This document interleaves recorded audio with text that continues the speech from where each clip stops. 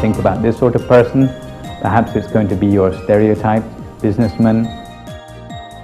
It is the most sacred place. To step in with shoes is to spoil the place and atmosphere. The technique is we don't force the picture. And at times, as I'm very human, I can also make mistakes. And when I make mistakes, Make your hands like you holding a melon or a ball.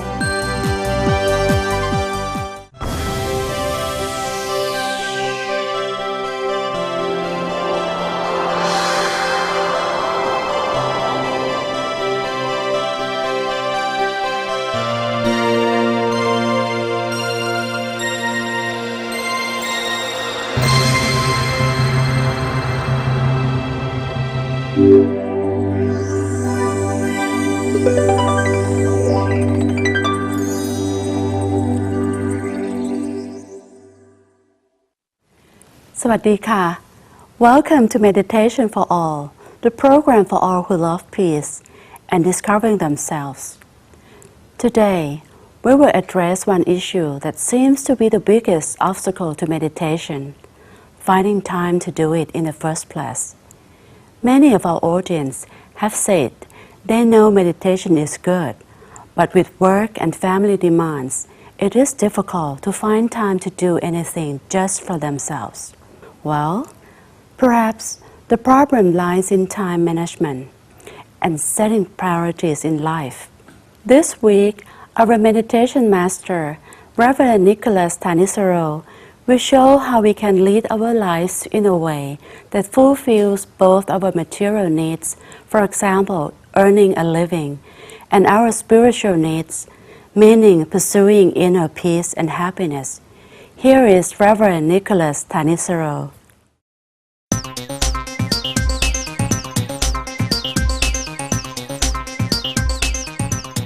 Welcome back to our mini-series on meditation for beginners.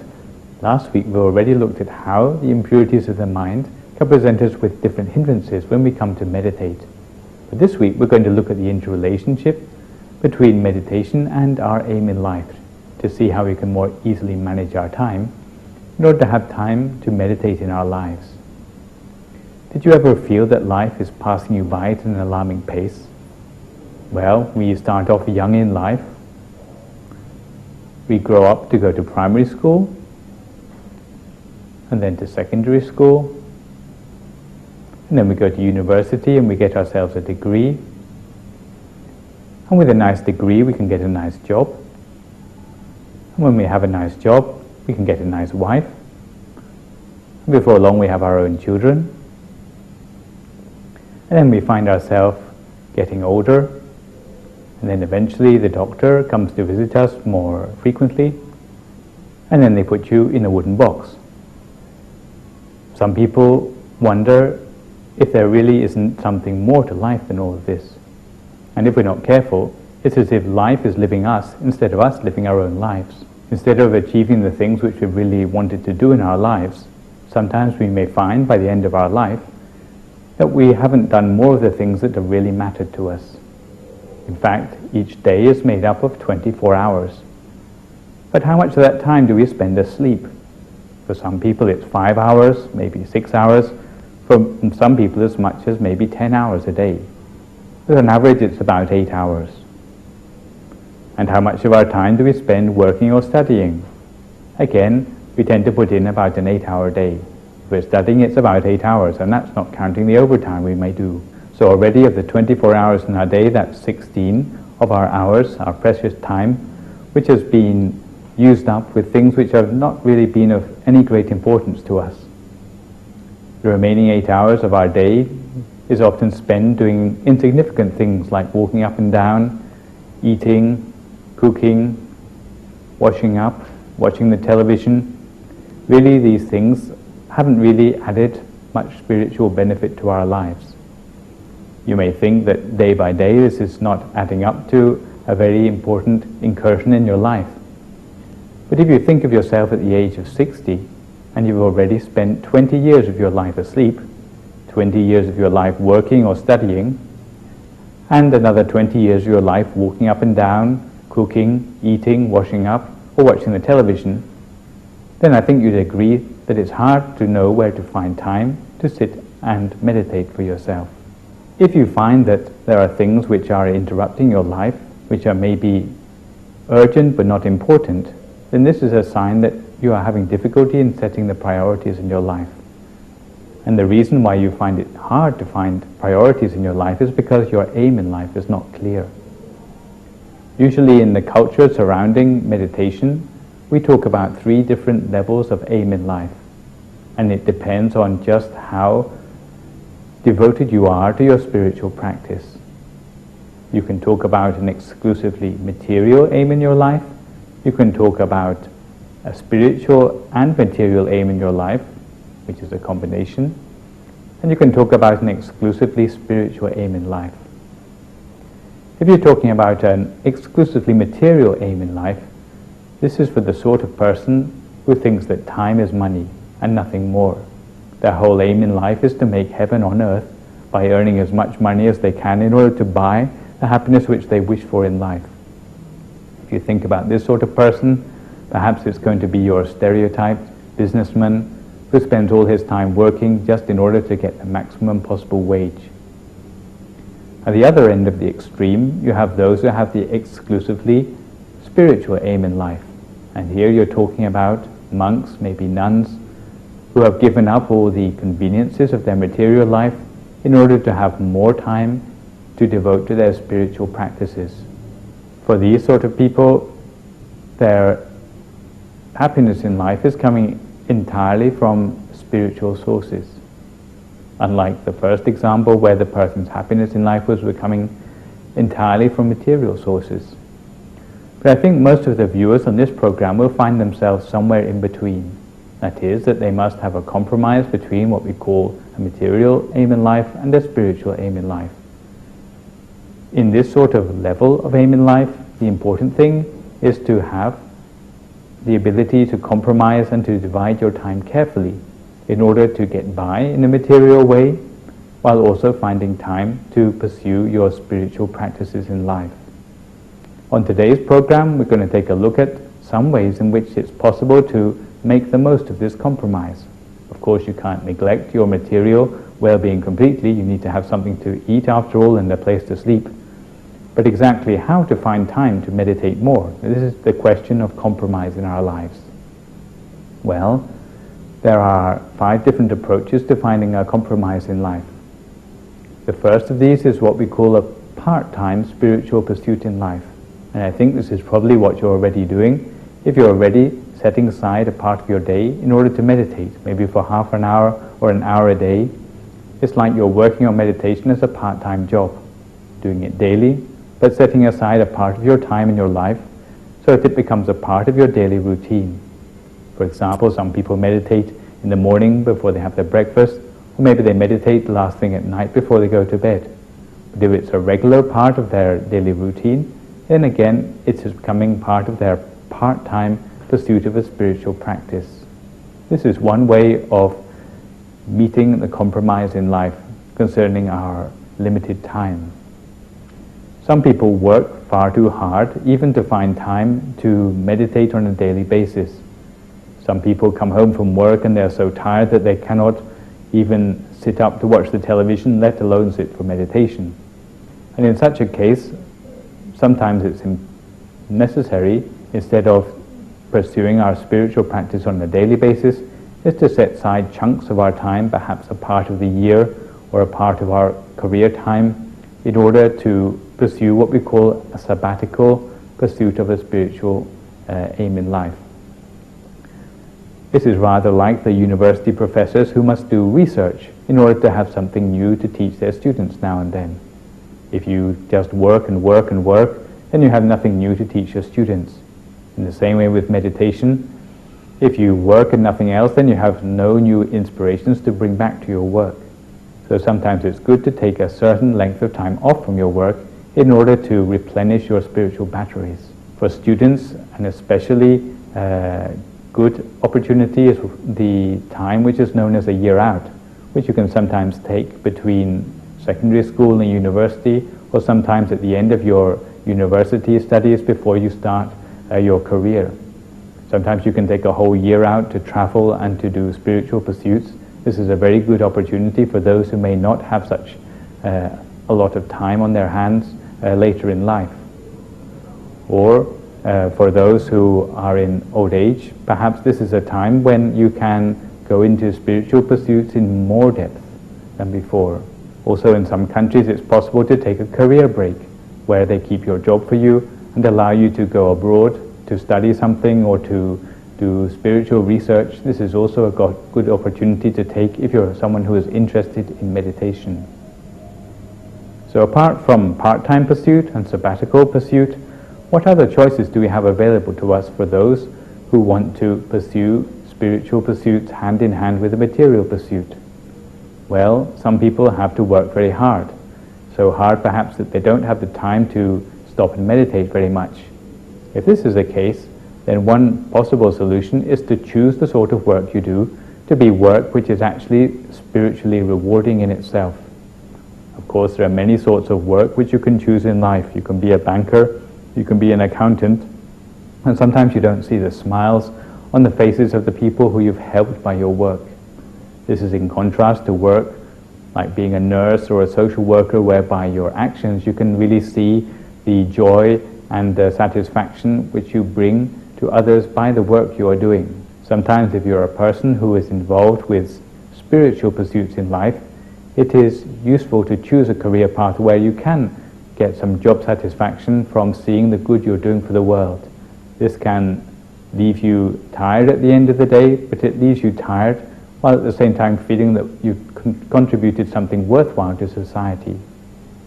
If this is the case, then you can be fulfilling your spiritual pursuit while actually on the job.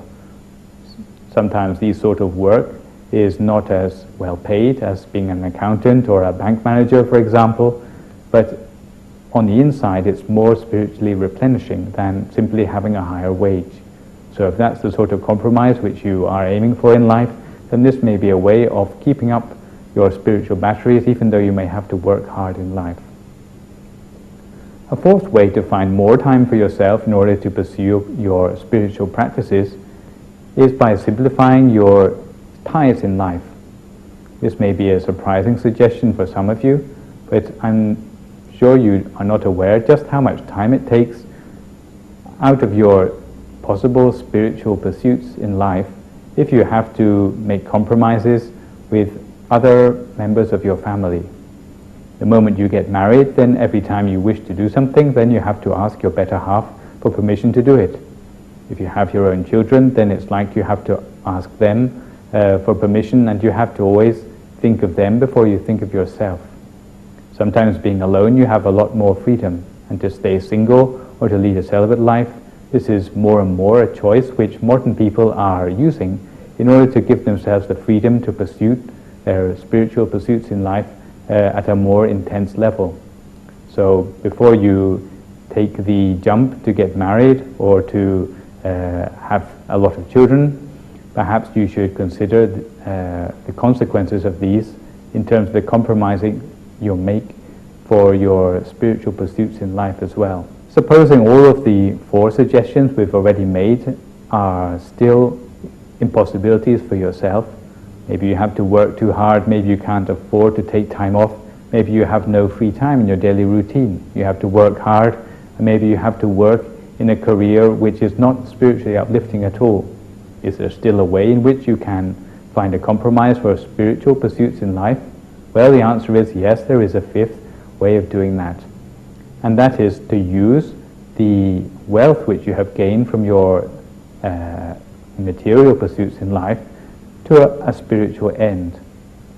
Supposing that you have used up all your time in earning a lot of wealth for yourself, in fact you can use this wealth in order to produce more benefit in society, which can bring some satisfaction from all the work you have done in life. To this end, there are many examples of entrepreneurs who have done a lot for those in society by using their business incomes to help out in society more and more. You can do this in many ways, simple ways or in complex ways, not just simply giving to charity, but helping to bring maybe even your parents more happiness in life by giving them gifts as a token of your gratitude for all they've done for you since you've been a person who is unable to fend for themselves in life.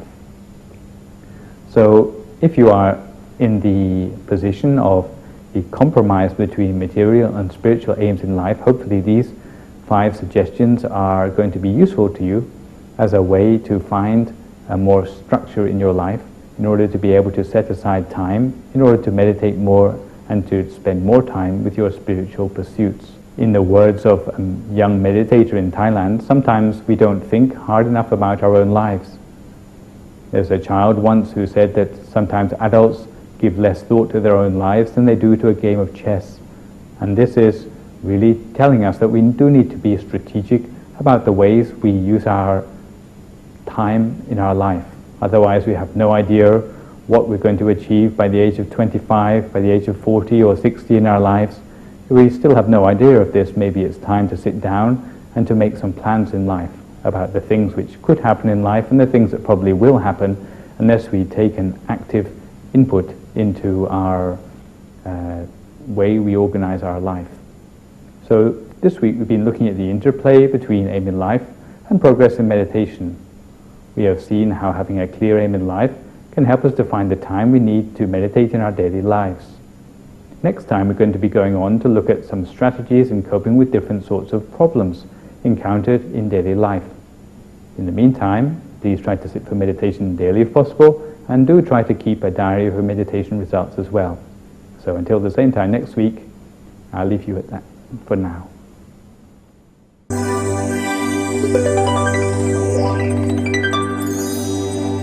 Thank you, Venerable Nicholas.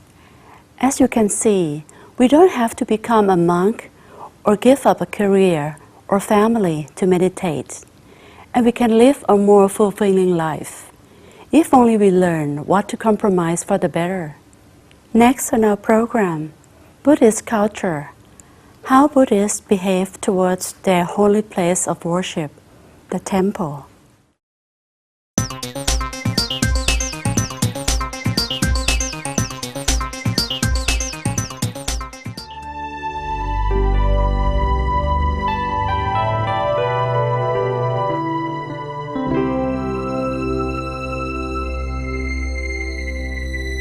The Vihara.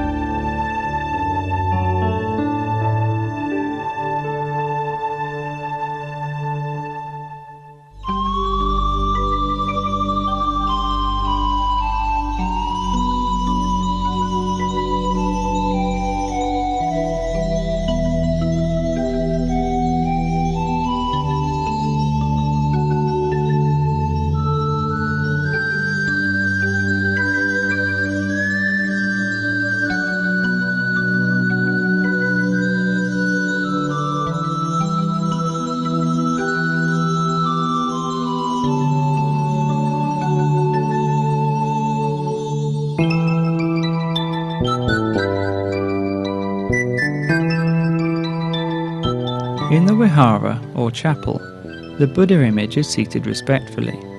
It is the most sacred place. To step in with shoes is to spoil the place and atmosphere with dust and dirt.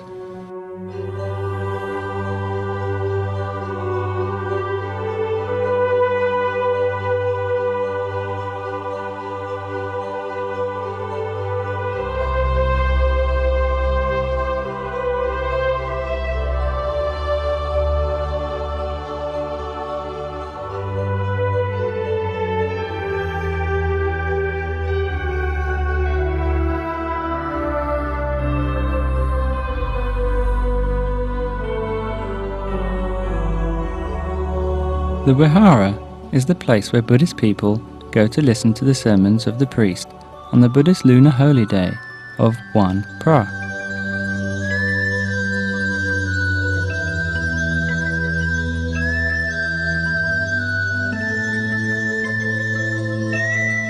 On ordinary days, the elders love to be there in the afternoon to pay homage to the Lord Buddha and to chant.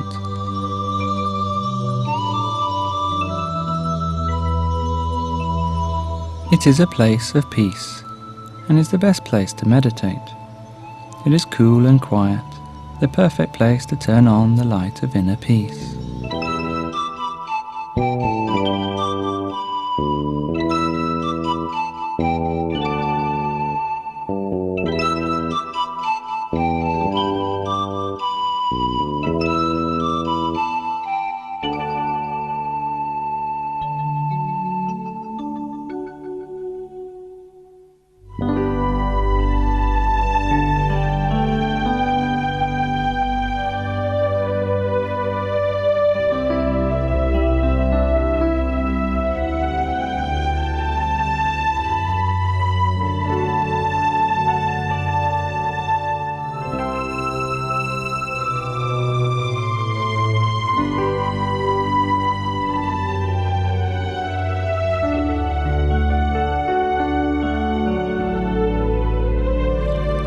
As it is the most sacred place, a place of spiritual retreat, it is not a place for fun. People soften their voices and take off their hat and shoes to pay respect to the place.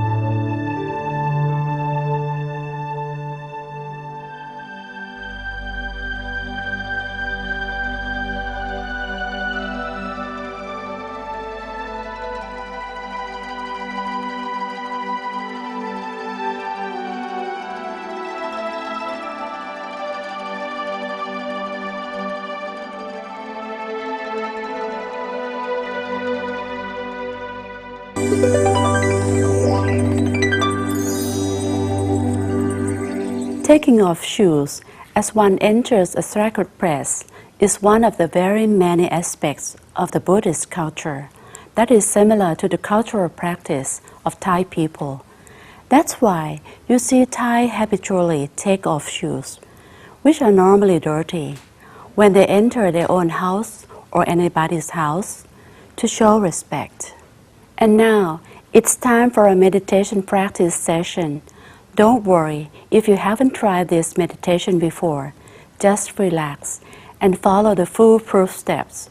Our meditation master, Reverend Somsak Piyasiro, will guide you through.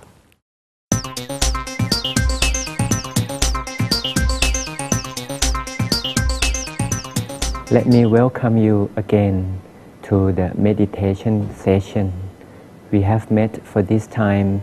This is session number 8. It is very nice to meet you again.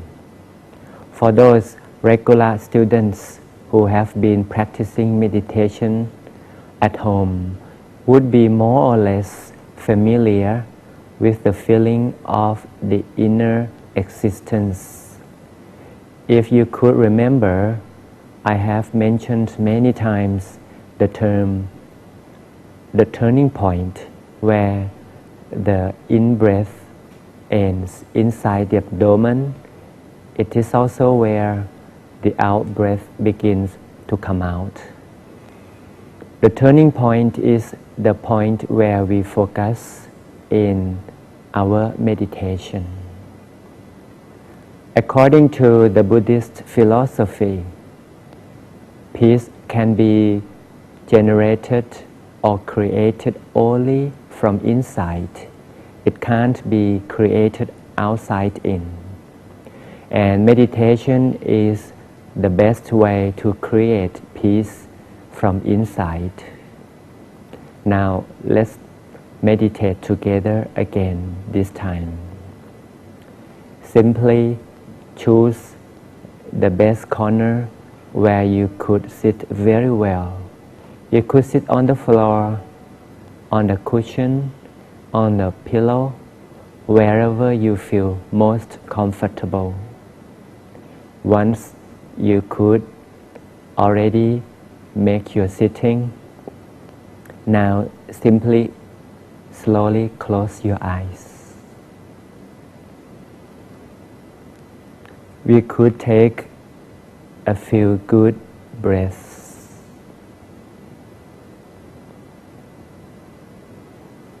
Take a deep breath in order to feel the turning point.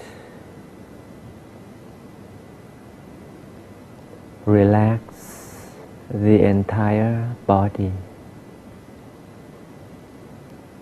Feel as if there is a stream of relaxation flooding the entire body.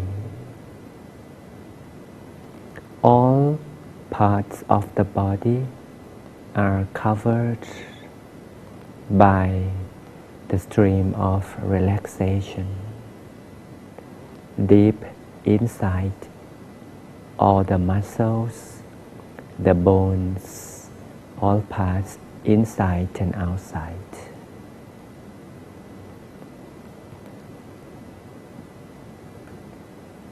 Relax and relax.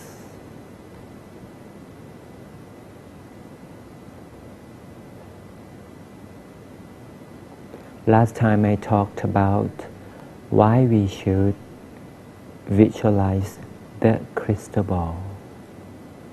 But before we learn in details about this, let's visualize, think about the crystal ball as if it is floating in the center of the abdomen.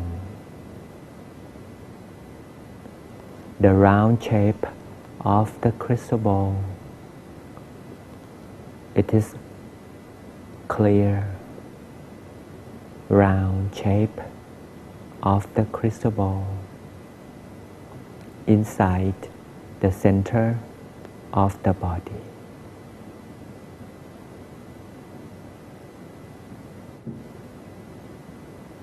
We choose to visualize the crystal ball because it has got the round shape.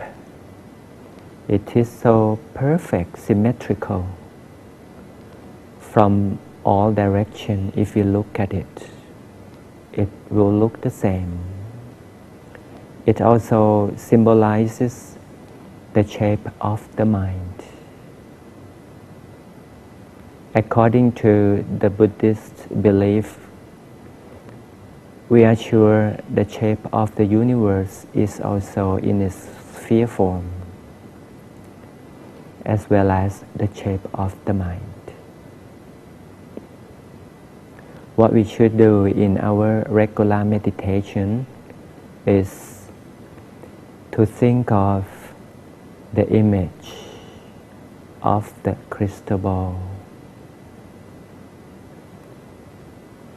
We shall not put too much attention on the visualization process. Let the picture appear automatically. Let the picture turn up in a very gentle and very soft manner. Here we are, we have the image of the round crystal ball, clear by itself, floating independently in the center of the abdomen. The technique is we don't force the picture to be so clear. We don't force the picture to be as demanded. Instead, we let the picture turn up automatically. It will be free to turn up. If it doesn't turn up, feel relaxation inside the stomach. Relax all over the body and relax every part, every portion, the feeling of the mind. The body and the mind will have one thing in common, that is relaxation. The awareness is now at the imagination picture of the crystal ball.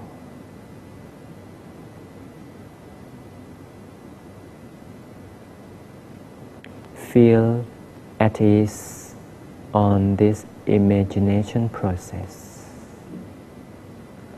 Let the crystal ball exist naturally in the center of the body.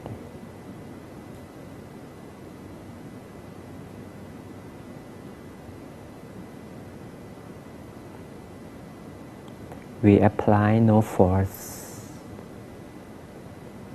Sometimes the ball keeps going. Sometimes the ball would come back. Once it comes back, stay with it in the center of the body. There will be no reason at all to feel cross when the crystal ball is leaving. Be kind to the mind. Just bring back the image of the crystal ball back to the place in the center of the body where peace is created.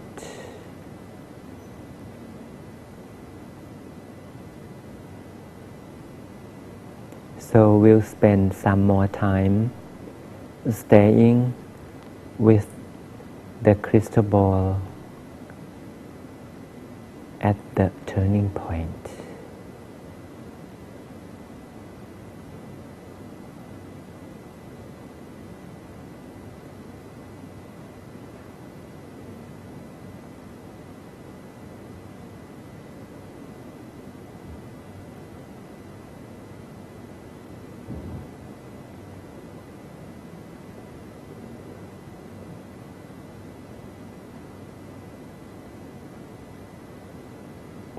Remember from time to time that we shall never apply force or too much attention because we want the picture to be as clear as we want to be.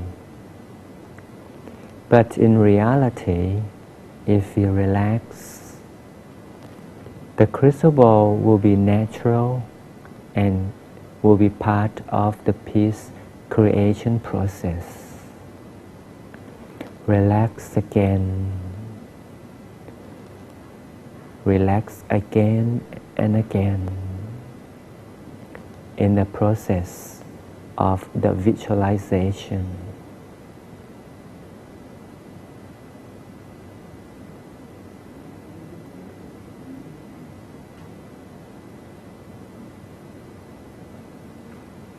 And let's share peace to the world.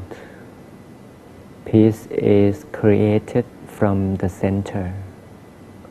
We could make a wish that all the creatures will get absorbed by our peace that we want to share. We share our peace, our inner peace to the world. We wish all mankind and all the creatures get happy. Once our peace radiates and touch all the souls in the universe, let happiness get into their heart so the world can be another place, a better place to live.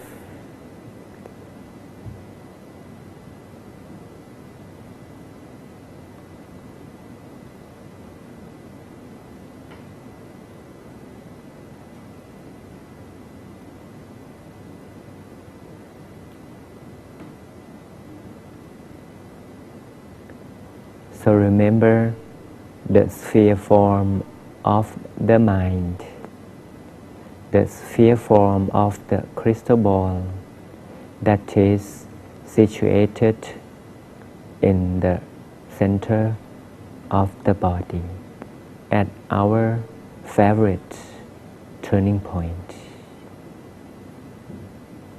Once we are ready, we could count down from 3 to 0 in order to exit from our inner world.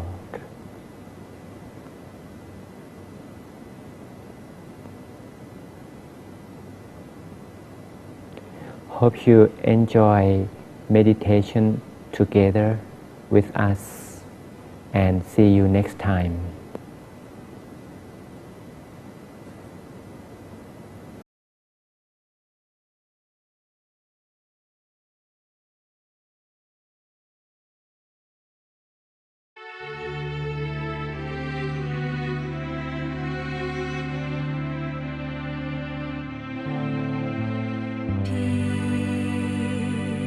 Peace on earth, it's a dream we've shared. Only now it's close to reality. Would you listen carefully and spare me a little of your time?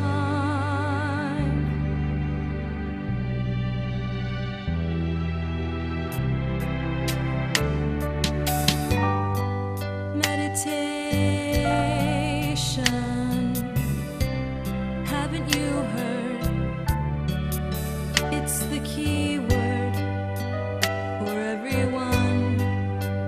It's the next human evolution, and you would be the one to share it with the world. Now we join together and make it happen. Let's make the world at peace through meditation. Peace comes from within. At the center of all things is you. Peace and joy with love and your happiness. Light a candle bright inside of you, and it too will light the next one, and the next one, and the next millions of candles will brighten up the whole world. In this world, we know there is hatred, greed and hunger, and suffering. To be free, free from all of these things, remember that the one place peace can be found is within. Now we'll join together and make it happen. Let's make the world at peace through meditation. Now we'll join together and make it happen. Let's make the world at peace through meditation. Now we'll join together and make it happen. Let's make the world at peace through meditation. From now on, may the bright light of peace at the center of each of you be a beacon for the true Let's make the world at peace through meditation. Now we join together and make it happen. Let's make the world at peace through meditation. Now we join together.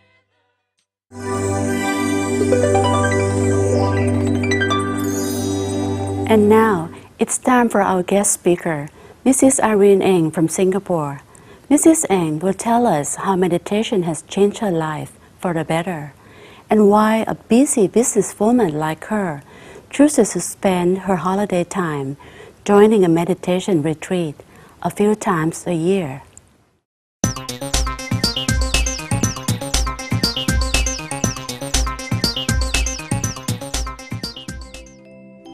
Sawadika. I'm Irene Peng. I'm from Singapore. I'm married with 3 boys and here today to share my experience of my life in sharing and enjoying the work that I've been doing all this while. 10 years ago, I was very sick and I understand Buddhism from there, and I've been praying and recover from my sickness from my prayer, if you believe it. And from there I have this wish of sharing my joy inside me. And I got to know a French-Canadian monk who was based in Cambodia at that time. I've been traveling to Cambodia, started with a few children that he looked after, some orphans. And at that time I was not doing business, and I just go there to help out. And when I saw the suffering of the poor in Cambodia, they have nothing. The remote villages that I go, they have no clothes, tattered clothes, no food, no water, no electricity. And at that time it dawned on me that I had so much, and I realized that we take a lot of things for granted. Even the electricity, the water, the tap you turn on every day of your life. And I find this joy in able to share what I have with the poor. And it's really very, very little that I do over the 10 years. And I'm so glad this time I'm able also to share it in Thailand. Another realization is that people go for holiday, myself, my family, go to Japan, go Korea, everywhere. But that is not a holiday, there's a work in a different way. Of course, I have my children to look after, my husband, and to make them happy in a different way, but it's work to me. When I go for meditation, it's holidays for myself, for my soul, for my inner self. And this joy, I sometimes really feel that if I could just share this happiness, this joy with as many people as I can.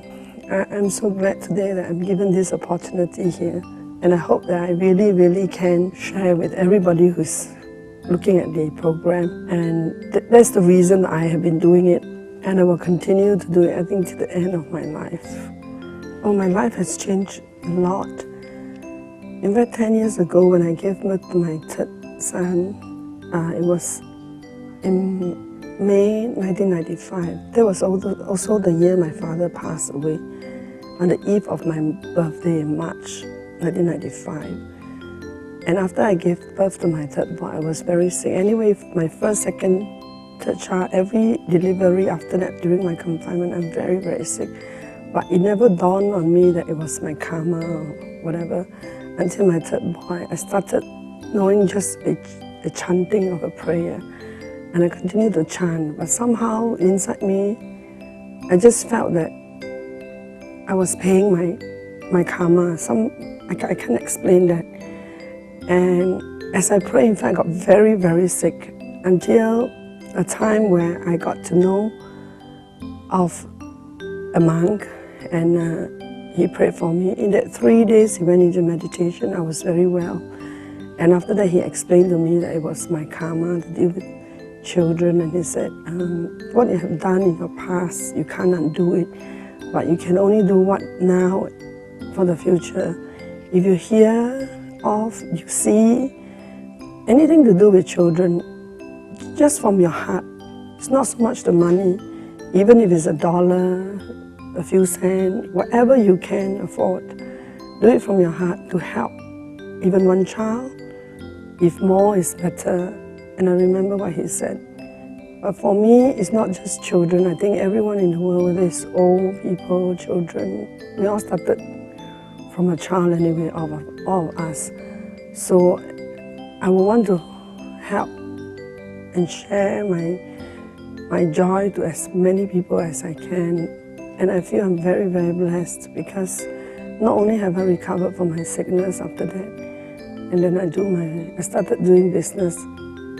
I come across a lot of obstacles as well, but somehow in the Dharma, as I go along, it just teaches me to be patient, to continue to radiate this loving kindness.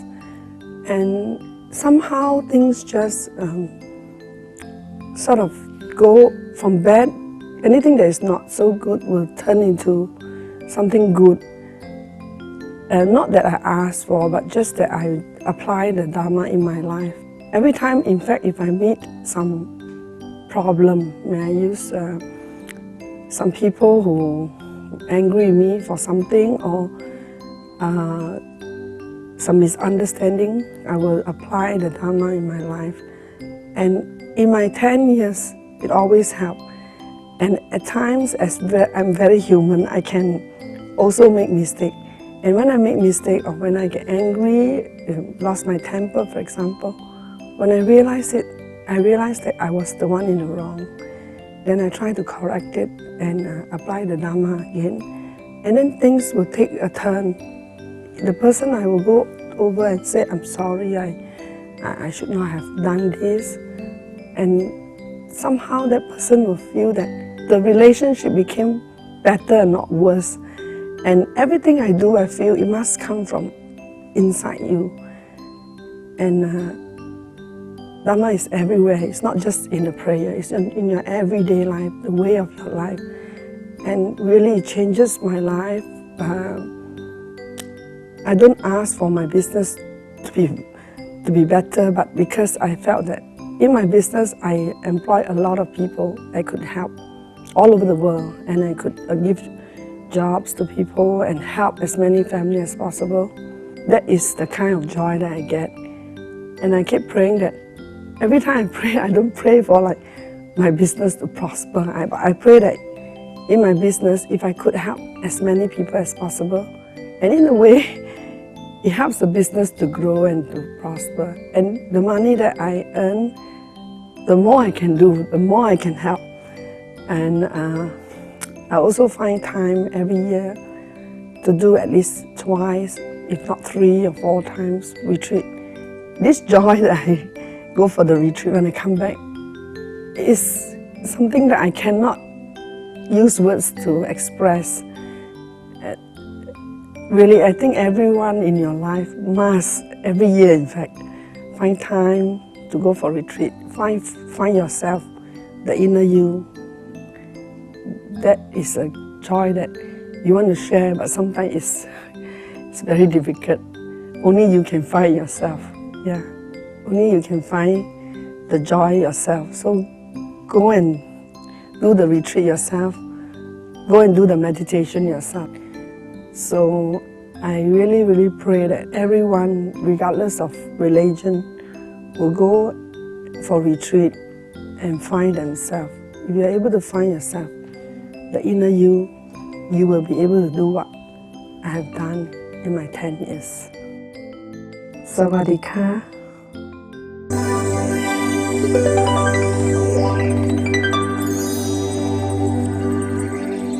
Thank you, Mrs. Ng. After listening to our guest speaker, I hope you feel encouraged to take a holiday for your soul at least once a year. Just as our physical body needs a break, so does our mind. Talking about physical relaxation, now it's time for our workout session. Let's join Miss Lakshmi in body and mind.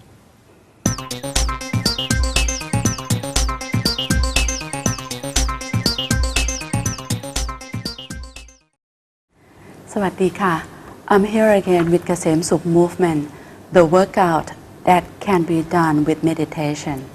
Kasem Sukh movement is physical training workout that available to remind your mind location at the center. It seems like when we are eating, drinking, or even talking, you can place your mind at your center. So it is possible for us to do meditation in everyday life. Isn't it wonderful? So please meet คุณลักษมี the consultant of the program. สวัสดีค่ะคุณลักษมี สวัสดีค่ะคุณวิชุดา and hello again. Today I will present you the 7th posture called the melon. This posture similar to the action of holding the melon in a hand and then sway the body, just like the action of passing the melon to the others. Oh. And the benefit of this posture is to train the balancing body and strengthen leg muscle and train to synchronize the muscle, especially legs and hand muscle. I see. So let's come to see Nong Tram. Okay, please go ahead. Start with the preparation posture. Stand upright, back straight. Place both hands on the abdomen at the center level. Take a deep breath in, touching your center and out. In at the turning point and out. Then open up your eyes and move the body by transferring your weight onto the right leg back to normal posture, and now move to the left side. Let your weight is on the left leg back to the normal posture. Try again. Transfer the weight to the right leg and keep on focusing your center back to the normal posture and transfer the weight onto the left one. Back to center. Now make your hands like you holding a melon or a bowl and transfer the weight to the right leg with the right hand over the left one and rolling the hand as you are transferring the weight to the right and transfer to the left. Again, transfer to the right. Always remind of the center inside. Transfer to the left. Back to normal posture. Then loose your hand down. Stand still for a few seconds and sit down.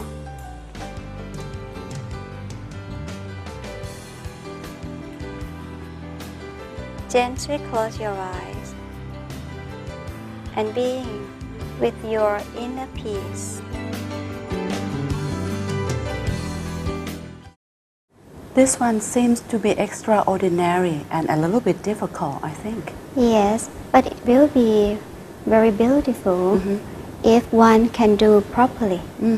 Even better, if you can do the posture, the Superman, and to fly 1 or 2 times in the beginning and then follow with the melon posture. But if you forget, never mind. I see. You can start with the melon posture but have to be in the preparation and move your heel up and down a little to make yourself the readiness. But most important is you have to remind the station of your mind while moving the body. Yes, because Kasem Sukh movement is a technique that is very good for meditation lovers and also anyone who start doing meditation with the concept of to still the mind while you are in the move. And that's it for today. Don't forget to be prepared for the next time. สวัสดีค่ะ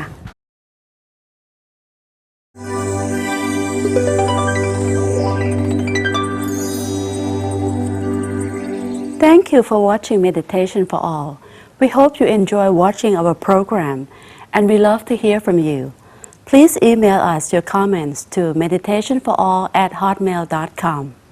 Have a great week and see you again next time. สวัสดีค่ะ